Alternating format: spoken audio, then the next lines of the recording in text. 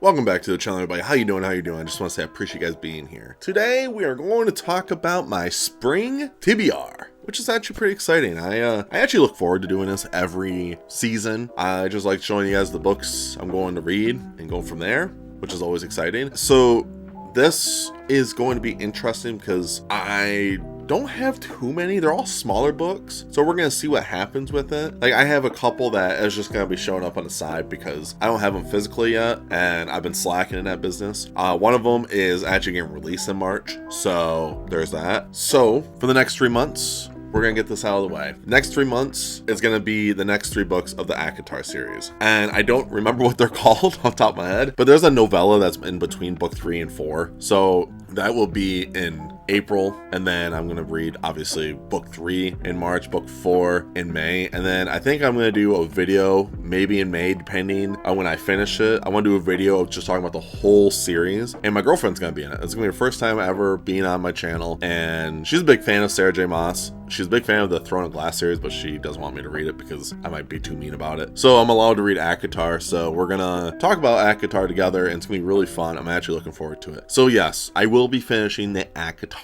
series, which is very, very exciting. So now we're gonna get into what I'm gonna read in March, and then we're gonna go to April and then to May. So what we're gonna read in March is we're gonna read a new book, brand new book. It's coming out in March, and that is Great Big Beautiful Life from Emily Henry. This year I really want to read a bunch of Emily Henry, so I'm trying to read all of her books in the first part of the year. I actually had it all planned out where I essentially am gonna read for these next 3 months, but then I was like, wow, I just realized she's releasing a new book in March, so I'm like, all right, well, I'm throwing this one in there too. So Great Big Beautiful Life, don't know what this book's about.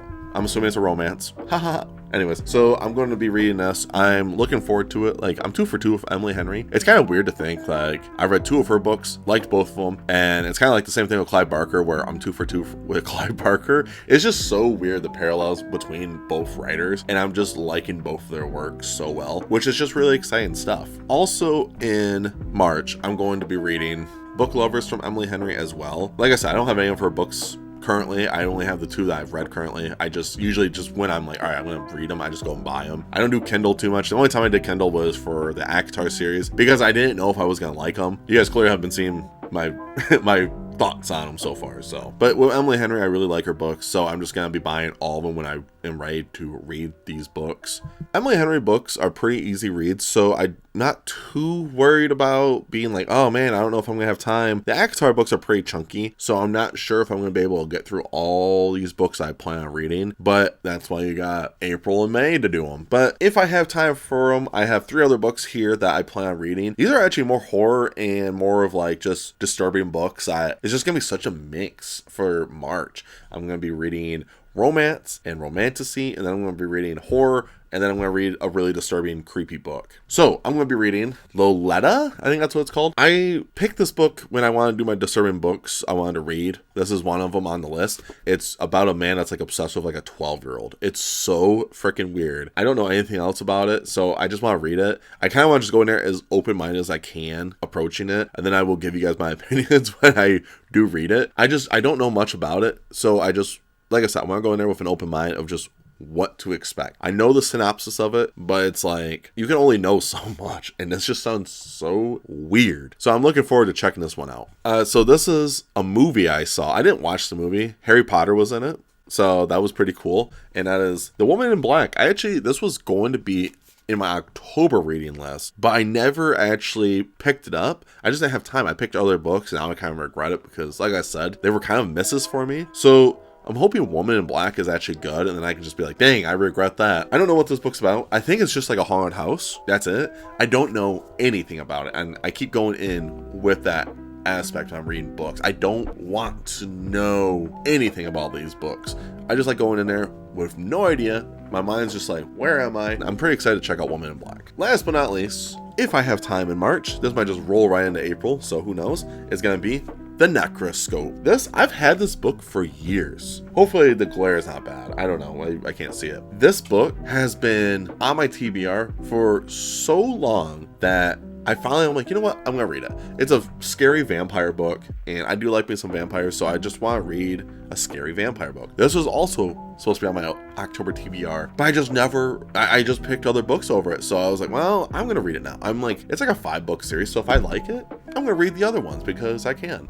And Necroscope just looks really cool. It looks creepy. I like the cover, and everyone talks about how good this book is. So I'm just looking forward to it. I just want to read some good, scary vampires. That's my March. Now, April, who knows? I don't know if anything's going to roll in. Like I said, it's going to be the novella from ACOTAR is going to be in there. And then I'm going to do Happy Place by Emily Henry as well. So I'm pretty excited to read Happy Place. I don't know anything about it, but I just like the cover. It's just a pink, bright-ass color, so it just looks cool. I can't wait to read it. And like I keep saying, I really am liking Emily Henry, and I hope when I read all these books from her, I hope I still have this energy reading all of them. I hope I do have it where I'm like, man, her books are really good, and I'm hoping she's becomes like a day one author for me where she releases something, I'm going to read it immediately, which I kind of am doing with her new book in March. Let's see if that continues for me after I read these books. Like I said, if I have time, I think I'm going to have time. Like I said, a lot of these books are really small besides the ACOTAR books. Like all of them are an average of 300 pages, which 300 pages for me, depending on how the book is read, usually takes like 2 days for me because I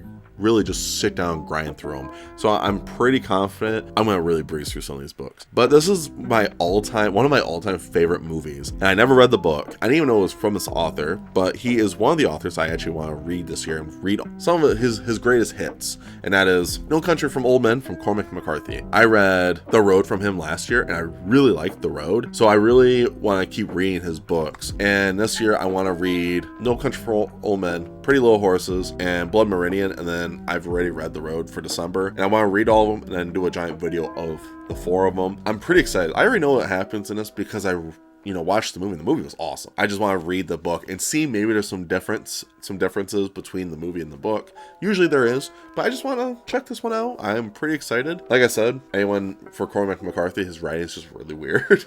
So dialogue, what's quotations? Who knows? Next on this list, I actually just grabbed this book. I bought this book for $1 a while back. I go up north to see the family, and there's like this old bookstore. It's legit the definition of old, and they only sell old books, and all the books are like $1, which is a W for us. And I found this book called Buried Alive by Nancy Starr. I don't know anything about this book, but it looks really good. And as you guys can tell, I'm reading a lot of horror and not as much fantasy. Like I'm doing romantasy right now, so I guess it's fantasy. But yeah, I'm gonna read Buried Lives, not Buried Alive, but Buried Lives. I really love it. I'm a fan of like this old retro covers, so I'm very, very excited. And it's a very short book. It's like 200 pages, it said. So I'm looking forward to seeing what happens with this book. And all these books I'm picking, I think it's gonna be fun because they're all just different vibes. So it's like I'm never gonna get bored of reading the same genre, which is gonna be awesome. The only time I read the same genre is in October because you have to. It's a rule. You have to. I don't care what anyone says. It's a rule.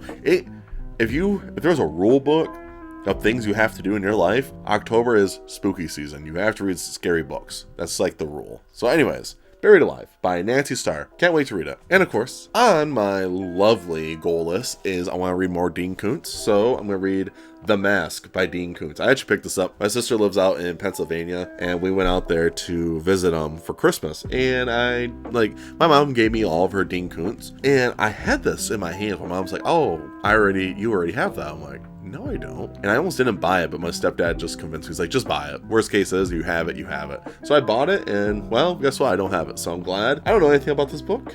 I just really like Dean Koontz. I'm like 6 for 6 for his books. Cold Ice was the weakest one so far, which is fine. I still thought it was a really good book, but I'm pretty excited to read The Mask. Dean Koontz is just a great writer. I love the way he writes everything. I just really like him. Him and Clive Barker, the horror aspect. So I'm really enjoying this journey of reading Dean Koontz. So for May, I will be concluding ACOTAR until I think she comes out with the 5th book. I think she's doing a 5th book. I don't know if it's coming out this year, but if it does, well, I'm caught up, so I guess I gotta read it.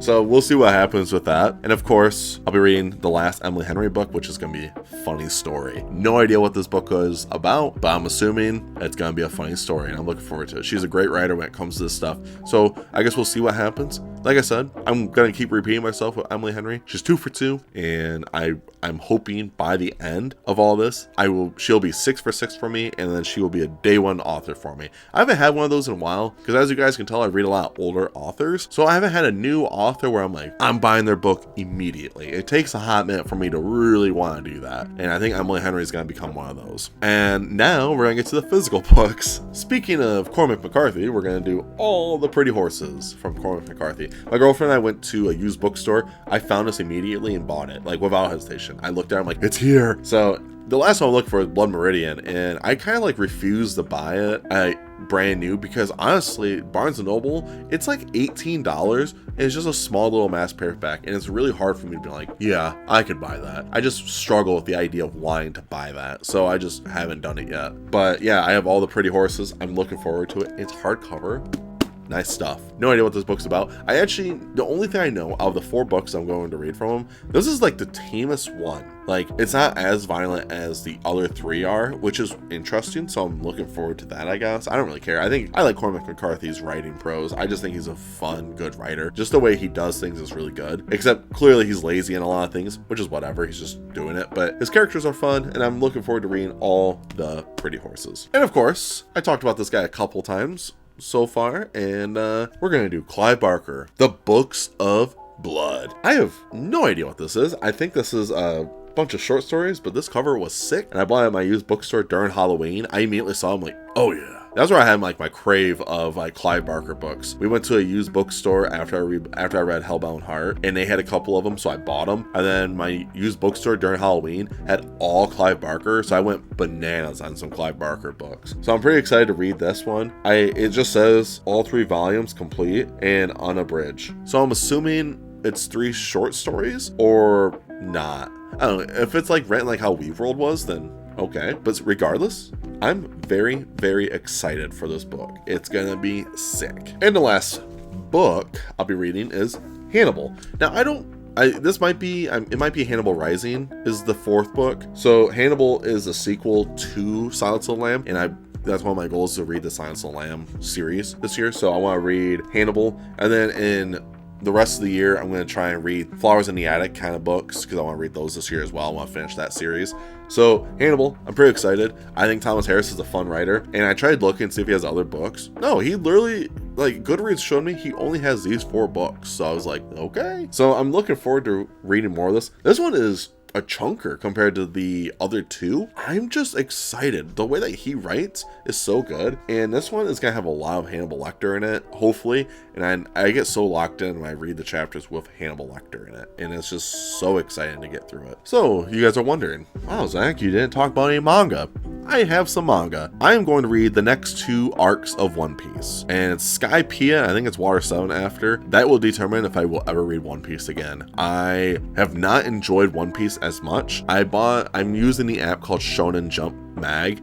It's like $2 a month, and you just read literally all shonen manga, and One Piece is shonen, so I'm going to be reading that, and hopefully I enjoy it. But I'm going to be totally honest, I don't have much hope that I'm going to like it. It's just, I'm not vibing with One Piece at all currently, so we'll see what happens after these next 2 arcs, and if I don't like them, I'm gonna make a video just saying I'm never gonna read One Piece again. So we'll see what happens in the end, but I'm looking forward to potentially reading One Piece and enjoying it. But my goal is to finish all of those 2 arcs in One Piece, which is like 40 some odd volumes. So, but manga is pretty easy to read. You could read the whole arc of One Piece in a whole weekend, honestly. So I'm not too worried about it. We'll see when I have some downtime between these books. Like, none of these books are chunkers besides the Akatar books. So once I get through an Akatar book, maybe I'll do One Piece or something.